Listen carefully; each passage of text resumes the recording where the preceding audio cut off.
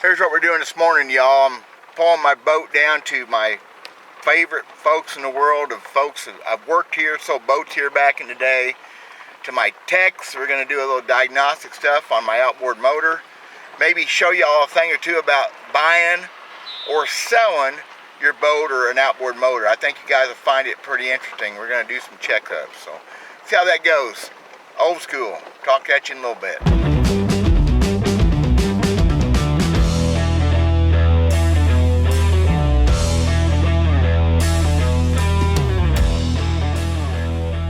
In this video, you're going to see me talking a little bit about outboard motors. Basically, when it comes to buying or selling a boat, the importance of having a motor checked out. There's important things in the boat too, and I may do that. I know it's all been covered before, but I have my 200 Mercury Mariner, same thing. I have it checked out by a good technician. We do it live on video. Hope y'all like this. I'm also posting this video on my bass fishing channel. If you like to fish for bass, I'll do a slightly different version so I don't get arrested for plagiarizing myself. That's old school bass fishing with DW Verts. I always put links in the descriptions and other stuff below. Thank you guys. Try that. See if that. It gets confusing. Act natural. If you can't act natural, don't act at all. Hey, here's what we're going to do. Chase here is going to do a compression test on the old Mariner. If you're buying or selling an outboard motor or boat with a motor on it, it's a good idea. Now, first thing he said was we do a leak down test. A leak down test shows you more than what a compression test does. But this is a fresh motor, freshly rebuilt here. It ain't got 12, 15 hours on it. And I know that the motor's stout enough, we don't have to do that. A leak down test is better overall. It forces air in the cylinders and it just shows you things compression tests don't show. The motor's also not warm up to temperature. I'm not worried about that because I know it's a fresh motor, right? Yep. Otherwise, we want it warmed up. You got to go to the bank. You got to crack up once in a while about this stuff. So you've got the phone in your pocket. That means you're in charge. For sales, Pizza Hut. Another thing we're going to fudge on, Chase put new water pump in this and new lower unit fluid in April. The boat's been in the water 13 times since then. I'm not worried about it.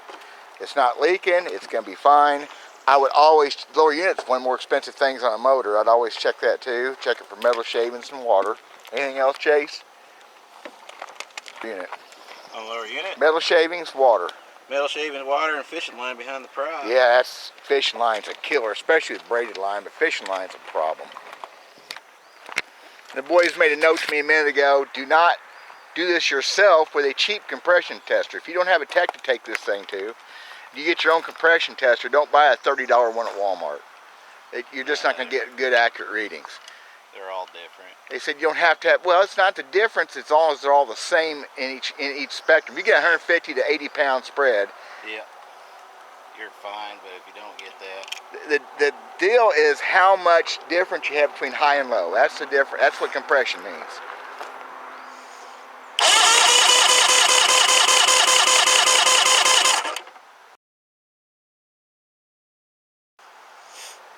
Be 107.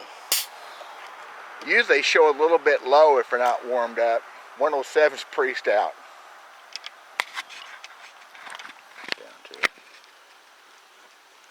I wrote that down. We're going to document this.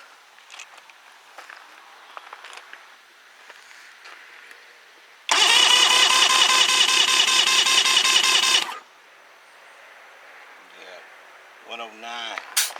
Well, that's pretty tight. 109. Yeah, 108. That's pretty good. 2 pounds so far.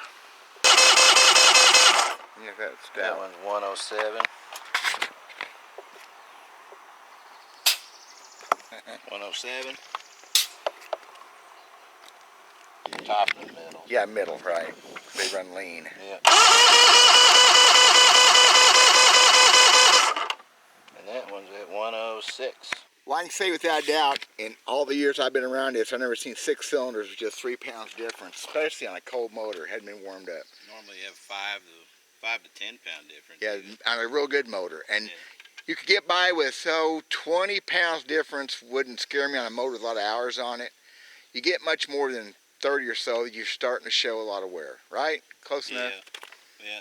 I still prefer leak down over the... That's, well, if it was a motor had more time on it, yeah, for sure. A leak down. So, guys, if y'all are buying a motor, selling a motor, it's easier to sell them, and you're going to be more honest with your person buying it if you do this. But if you're buying one, I demand that you have a tech or somebody do this. If you can do it yourself, it just makes more sense. This shows the motor's fundamentally stout. I know the lower unit's good. We just did that. It's all fairly fresh, so that's the point of it. What else, Chase? Anything else you would do? Go over it. Look for loose stuff. Look for stuff hanging. Look for trails of tears on the transom. Oh, yeah. And then look for loose stuff.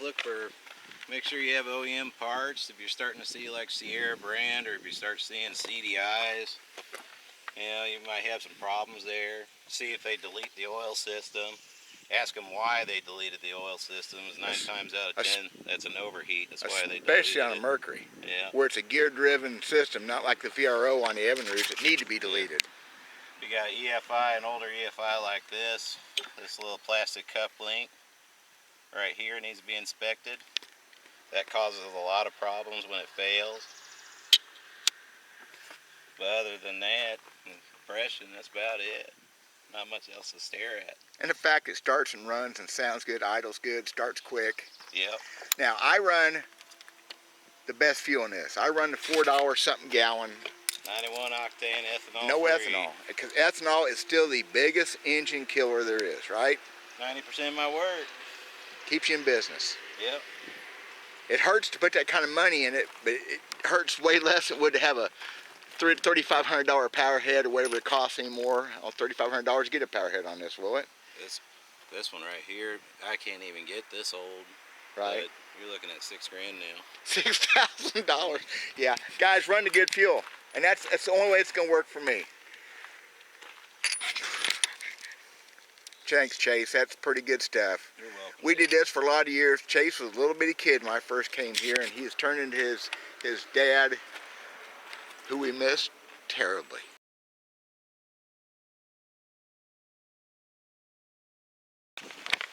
So there's my documentation. I'd show somebody.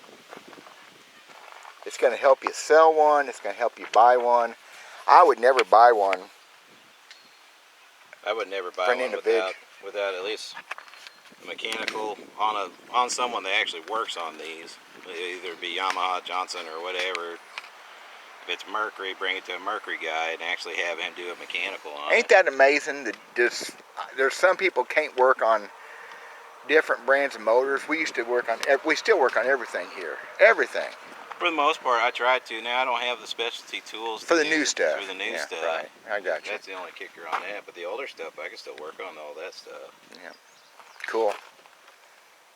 Yep, I trust that motor for a lot of hours. I'm telling you, it don't have 15 hours on it, if that much. I've put about 4 hours on it, and 13 times. I don't run it a lot. That video was shot at Laurie Marine and Sporting Goods, Gravois Mills, Missouri. So if you're in the central Missouri area or come to Lake of the Ozarks, these are just the greatest folks. I'll put a link in the description to their Facebook page.